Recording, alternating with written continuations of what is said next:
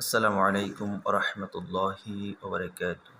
প্রিয় দেশবাসী, আমরা ইতিমধ্যে একটি বিষয় উপলব্ধি করতে পেরেছি।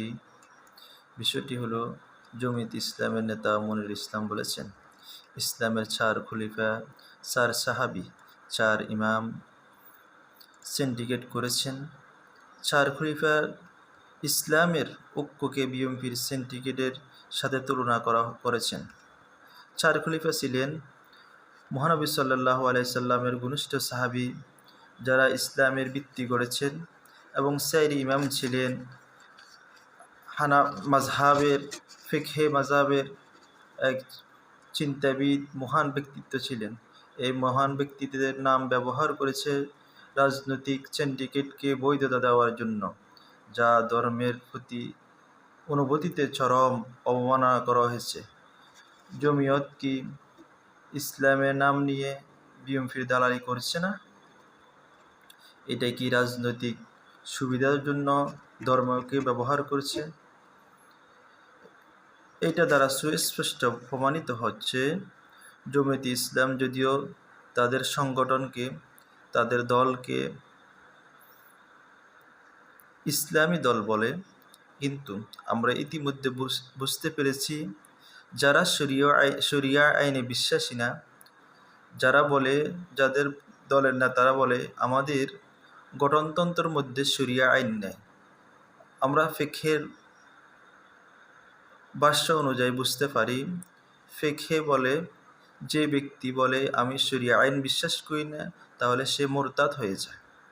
সুতরাং এই ব্যক্তিরা, যারা নিজেদেরকে আলেম দাবি করে, ইসলামী লেবাস ব্যবহার করে, রাসূলুল্লাহ সাল্লাল্লাহু আলাইহি সাল্লামের সুন্নতি দাড়ি মুখে রেখে ইসলামকে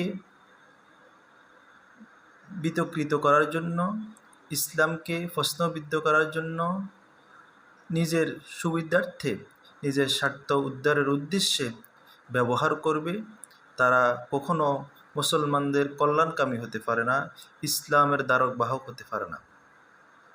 সুতরাং আমরা এখান থেকে বুঝতে হবে, আমরা এখান থেকে সিদ্ধান্ত নিতে হবে, যদি কোনো মানুষ ইসলামের নাম নিয়ে আমাদের সামনে উপস্থিত হয়, ইসলামের ব্যানারকে আমাদের সামনে উপস্থাপনা করে, আর যদি তার উদ্দেশ্য থাকে কোনো একটি,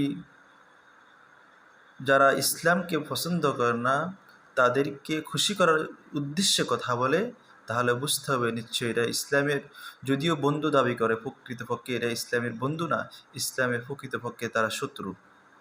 এই জন্য আমরা সর্ব অবস্থায় সতর্কতা থাকতে হবে।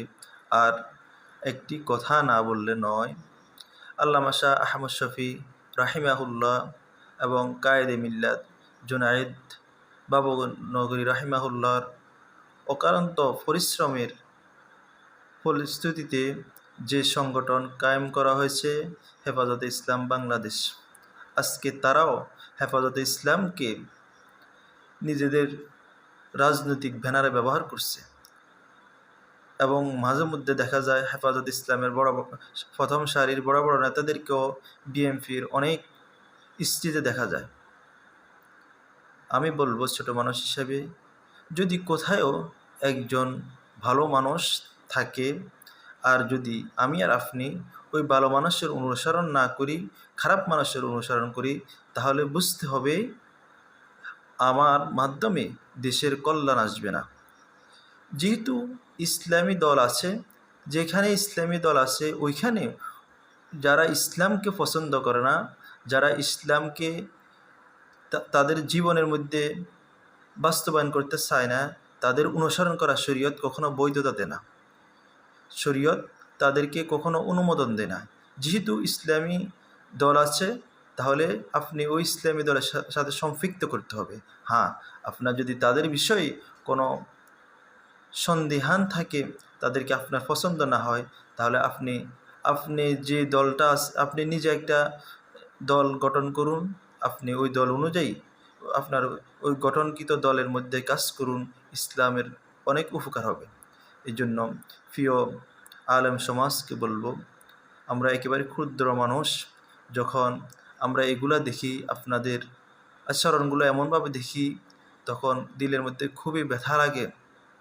একজন আলেম কী হিসাবে নিজেকে দেওবন্দি দাবি করে, যারা ইসলামকে পছন্দ করে না, ইসলামকে ম্যানেজ করে চলতে চায়, তাদের সাথে চলে।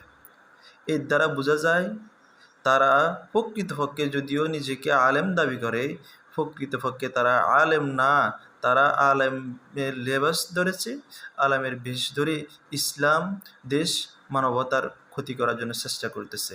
এই জন্য আমরা সর্বোপরি দোয়া করি আল্লাহ পাক রব্বুল আলামিন তাদেরকে হেদায়েত নসিব করে এবং আমাদেরকেও তাদের থেকে সতর্কতা অবলম্বন করার মতন তৌফিক দান করেন। আসসালামু আলাইকুম ওয়া রাহমাতুল্লাহি ওয়া বারাকাতুহু।